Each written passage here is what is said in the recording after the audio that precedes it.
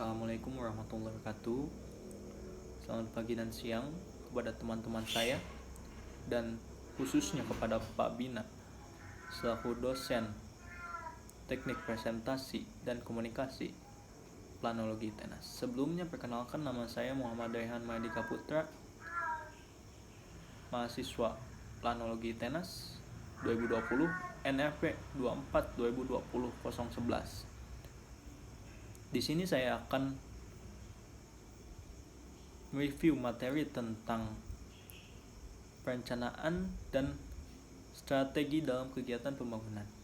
Definisi yang saya tangkap menurut para pakar seperti Roger, Inayatullah, dan Klein Jeans dapat disimpulkan bahwa pengertian pembangunan adalah suatu proses perubahan ke arah yang lebih baik dalam lingkungan masyarakat.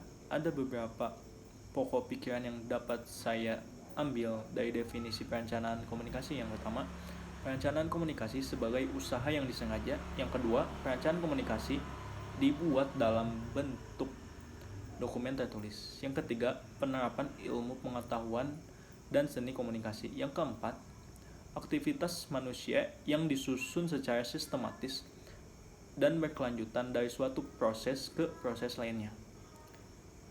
Yang kelima, perencanaan komunikasi memiliki tujuan yang ingin dicapai dalam jangka waktu tertentu. Yang keenam, untuk mencapai perencanaan komunikasi, menetapkan alokasi sumber daya seperti dana, barang, manusia atau keahlian, dan program.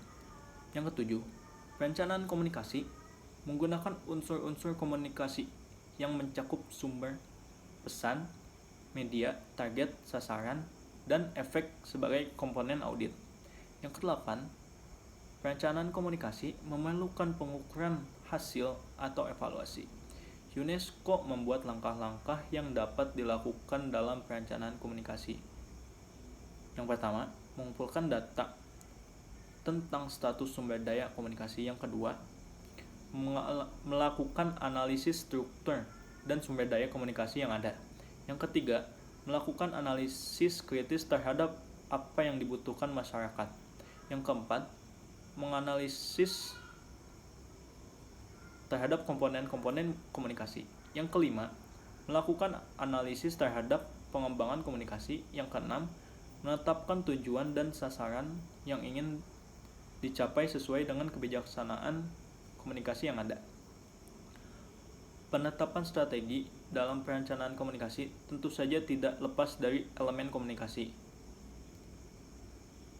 Ada beberapa elemen yang terdapat dalam komunikasi. Yang pertama, komunikator, komunikan, media, pesan, dan efek.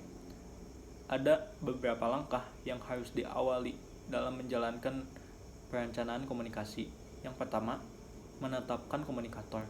Ada syarat yang harus dimiliki seorang komunikator, yaitu kredibilitas, daya tarik, dan kekuatan agar komunikasinya berjalan dengan baik. Yang kedua, menetapkan target sasaran dan analisis kebutuhan halayak. Yang ketiga, menyusun pesan.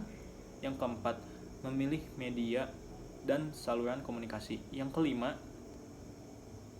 efek komunikasi. Pentingnya perencanaan dan strategi komunikasi pembangunan. Sebuah proses komunikasi yang dilakukan tidak luput dari berbagai rintangan atau hambatan. Oleh karena itu, perencanaan komunikasi dimaksudkan untuk mengatasi rintangan-rintangan yang ada guna mencapai efektivitas komunikasi. Ada beberapa strategi komunikasi pembangunan yang dipergunakan. Yang pertama, strategi berdasarkan media. Yang kedua, strategi desain instruksional. Yang ketiga, strategi partisipasi. Komunikasi perlu ditempatkan pada fungsinya, bukan hanya untuk membangkitkan kesadaran, memberi informasi, mempengaruhi atau mengubah perilaku, melainkan komunikasi juga berfungsi untuk mendengarkan, mengeksplorasi lebih dalam, memahami, memberdayakan, dan membangun konsensus untuk perubahan. Karena itu, komunikasi diperlukan untuk mendukung proses pembangunan. Sekian dari saya, mohon maaf bila banyak kesalahan. Assalamualaikum warahmatullahi wabarakatuh.